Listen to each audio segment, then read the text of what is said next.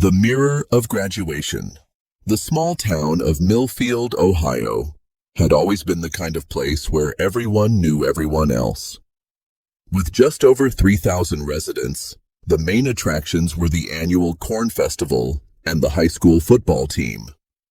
But for the three best friends, Zach, Nick, and Madison, that summer would be their last before heading off to college in different directions. Zach had been accepted to a distant state university. Nick was going to study engineering in Chicago, and Madison had earned a full scholarship to an art college in New York. Their graduation from Millfield High was only 2 weeks away, and all three wanted to make that moment unforgettable. "Let's do something epic for our last week together," suggested Zach as the three walked through downtown after the last day of school. "Something we'll never forget." That's when Nick remembered the old gymnasium of the abandoned elementary school. Built in the 1960s, the building had been deactivated decades ago when a new school was built outside the center of town. Since then, it had remained closed, with windows boarded up and grass growing wildly. "The old gym?" Madison frowned. "Isn't it forbidden to go in there?" "Since when did you get scared of old things?" teased Zach. "Besides, it's just taking a look. Nobody needs to know." The temptation was too great. That very night, the three friends met behind the abandoned school building.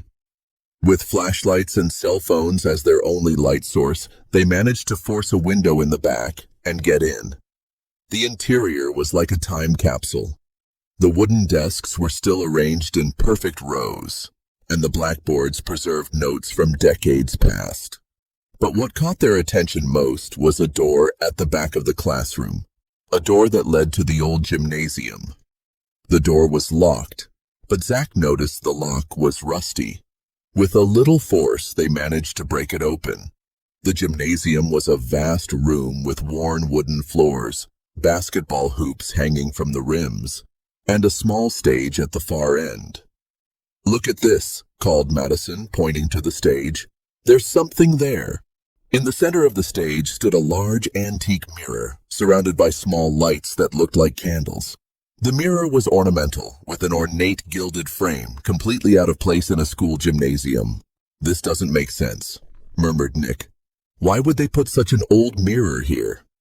Zach approached, fascinated. "Maybe it's genuinely old. Look at these details." While examining the mirror, Madison noticed something strange. "Did you see that? There's something written on the frame." The three approached and read the words engraved in Latin. "Veritas in speculo, mors in anima." Truth in the mirror, death in the soul. "What kind of place is this?" asked Nick, feeling a chill. That's when Zach had an idea. "What if we take a photo, like our last moment together before we separate? It could be like a farewell ritual." Despite Madison's initial protests, thinking the idea was strange, the three agreed to pose for a photo in front of the mirror. Zach took several photos with his cell phone, including one where they all held a piece of paper with the date written on it. "Perfect," said Zach, looking at the photos. "We'll put this in our graduation albums." But something was wrong. In the photos, there was a fourth person in the mirror's reflection. A tall, pale figure dressed in old clothing standing behind them. When they showed the photos to each other, everyone saw the same figure, but no one had noticed their presence at the time of the photo. "This is impossible," said Madison, trembling. "There was no one here." "Let's get out of here," insisted Nick. "This isn't right." They ran out of the building, promising never to mention the incident again. But in the following weeks, strange things began to happen. Zach started having recurring nightmares about the mirror.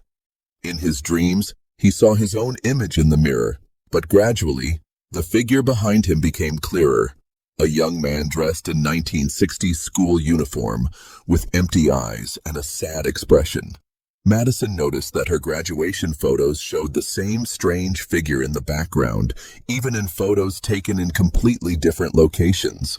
When she tried to delete the images, they would reappear the next day. Nick began receiving text messages from unknown numbers with dates from 1963. The messages said things like, "You promised to come back," and "The mirror is waiting." Graduation arrived, and despite everything, the three friends attended. The ceremony was held in the new school's gymnasium, and everything seemed normal. But during the farewell speech, Zach looked to the back of the auditorium and saw the same pale figure from the mirror, watching silently. After graduation, the three agreed to meet at the local park to celebrate. But when they arrived, they realized Madison wasn't with them. They called her house, but no one answered. "Let's check the old gym," suggested Zach, afraid of what might have happened. They returned to the abandoned building, now under the light of the full moon. The gymnasium was exactly as they had left it, but something was different. The mirror seemed brighter, and the small lights around it were lit. Madison was there, standing in front of the mirror, but she didn't seem conscious. Her eyes were fixed on the reflection, and she was murmuring words they couldn't understand. "Madison," called Zach, running toward her. "What are you doing?" But when he touched her shoulder, Madison turned around with a blank expression. "He wants us to come back," she said with a voice that wasn't hers. "The promise must be fulfilled." "What promise?" asked Nick, feeling panic rise. That's when the mirror began to change. The surface, which had simply been reflecting before, started showing images from the past. They saw a group of three friends, very similar to them, posing for a photo in the same location, exactly 60 years ago. "Thomas, Robert, and Elizabeth," whispered a voice behind them. "They made the same promise you did." The three friends turned and saw the pale figure more clearly now, a young man from the early 1960s, in school uniform and with sad eyes. "What happened to them?" asked Zach, trembling. "The mirror keeps promises," replied the ghost. "They promised never to separate. When they left for college, they broke the promise. The mirror brought them back, but they never left again." The images in the mirror showed the three friends from the past being pulled into the mirror, one by one, disappearing forever. They became part of the mirror, condemned to wait for others who would make the same promise. "But we don't want to stay here," Madison shouted, finally regaining consciousness. "We didn't know." "Ignorance doesn't save," said the ghost. "The promise was made. You must choose. Enter voluntarily and find your friends from the past. Or what?" The question hung in the air, but the answer was obvious. The ghost pointed to the windows, where there were now dozens of pale figures waiting, all the others who had made promises and broken them. "There's no way out," the ghost concluded. "Just fulfill the promise." Zach looked at Nick and Madison. They had made a promise of eternal friendship, but now faced an impossible choice. Entering the mirror meant disappearing forever, but refusing meant they would remain trapped in that place, waiting for other innocence. "Wait," said Zach, remembering the words on the frame. "Truth in the mirror, death in the soul. Maybe it's not about fulfilling the promise, but about facing the truth." "What truth?" asked Nick. "The truth that all things change. Friends grow up, follow different paths, and that's not betrayal. It's life." The mirror flickered. The figures inside it began to move differently, as if they were listening. "Thomas, Robert, and Elizabeth," continued Zach. "They didn't break their friendship promise. They just grew up. The mirror deceived them into believing that maturing was a betrayal." The ghost figure seemed to hesitate. The mirror was always right." "But you were deceived too," said Madison gently. "You thought they abandoned you, but they never forgot you." For a moment, the gymnasium fell into absolute silence. Then, slowly, the mirror began to crack. The figures inside it started to dissipate, and the ghost seemed to find peace.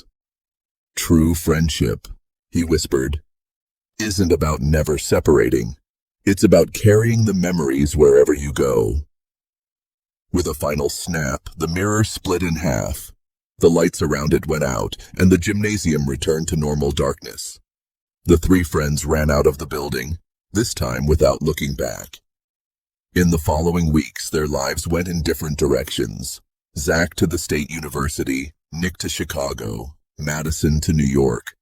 But they kept in touch, and whenever they met, they remembered the true promise. That authentic friendship survives distance and time. The abandoned school building was demolished months later, and in its place, a community park was built. But some people swear that on full moon nights you can still hear young laughter and the distant sound of a camera. And on some old cell phones, mysterious photos still appear. But now, instead of showing frightening figures, they show three friends smiling, with the true message of eternal friendship written in their expressions. The real goodbye isn't the end, but the beginning of a new journey, carrying precious memories in the heart. Their graduation became truly unforgettable, not because of the horror they faced, but because of the lesson learned, that growth and change are natural parts of life, and that true friendship promises don't require physical immortality, but rather the eternity of shared memories. For those of you who've stuck around, don't forget to subscribe to our YouTube channel, like, and leave a comment. See you in the next videos. A big hug to everyone.